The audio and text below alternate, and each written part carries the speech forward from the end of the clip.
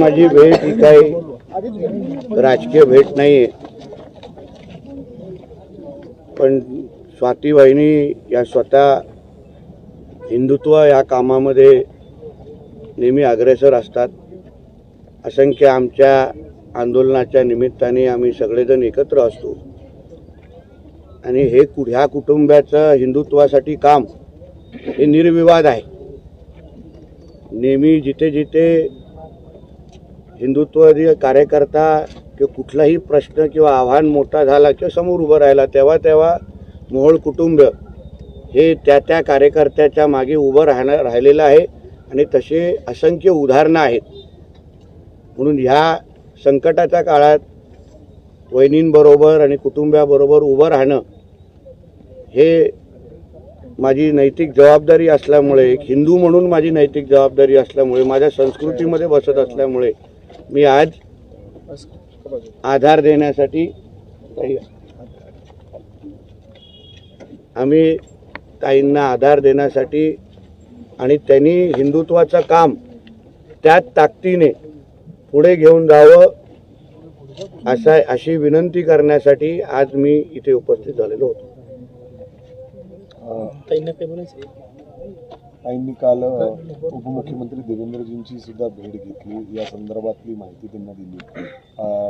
त्याच्या संदर्भात ते काय बोललेत का, काय पुढे अपेक्षा आहेत? बघा, आज जसं मी सांगितलं की मी कुठली राजकीय चर्चा किंवा अन्य चर्चा करायला आलोच नव्हतो. एकंदरीत या कुटुंबाला आधार देणं आणि ह्या कुटुंबाचं आणि हिंदुत्वामध्ये बद्दल जे काय काम आहे ते काम त्यांनी सुरू ठेवावं, ताईंनी त्या ताकदीने पुढे घेऊन जावं अशी विनंती करण्यासाठी त्यांना इथे आलेलो. त्याचबरोबर हिंदुत्वादी काम करणारे जे काय आमचे कार्यकर्ते आहेत त्यांनी या संकटा किंवा हे जे काही घडलं त्याच्यामुळे कुठेही खचून जाता कामा नये. त्यांनी आम्ही सगळेजण परिवार म्हणून त्यांच्याबरोबर आहोत, त्याच ताकदीने त्यांच्याबरोबर आहोत आणि पोलीस योग्य तो तपास करत आहेत. काल देवेंद्रजींना ते भेटलेले आहेत.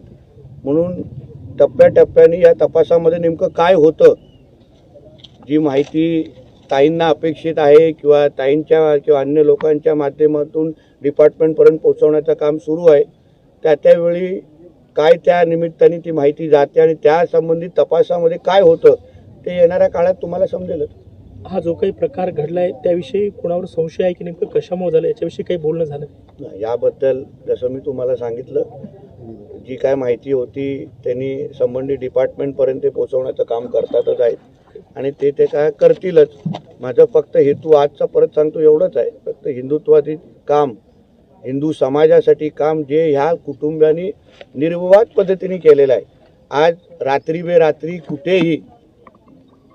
कुठेही काही हिंदुत्वादी हिंदू समाजावर संकट आला तर हे कुटुंब तेव्हा उभं राहिलेलं आहे. ताई स्वतः उभं राहिलेले आहेत, त्यांचे पती स्वतः उभे राहिलेले आहेत, शरदजी स्वतः उभे राहिलेले आहेत. म्हणून या सगळ्या गोष्टीला आम्ही त्यांच्याबरोबर आहोत. या संकटाच्या काळात आम्ही त्यांच्याबरोबर आहोत एवढंच सांगण्यासाठी मी इथे आलो होतो. ताईची काही बोलू इच्छितात? काही बोलू इच्छितात? माझं फक्त सरकारवर आणि प्रशासनावर पूर्ण विश्वास आहे की कायद्यावर जे काही माझ्या नवऱ्याबाबत घटना झालेली आहे ते हिंदुत्ववादीचं काम करतात म्हणून हे सगळी घटना झालेली आहे.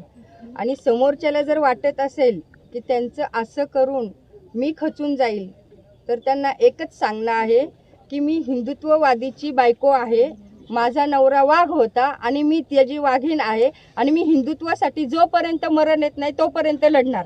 जय Shriram. Like, subscribe, click on the bell.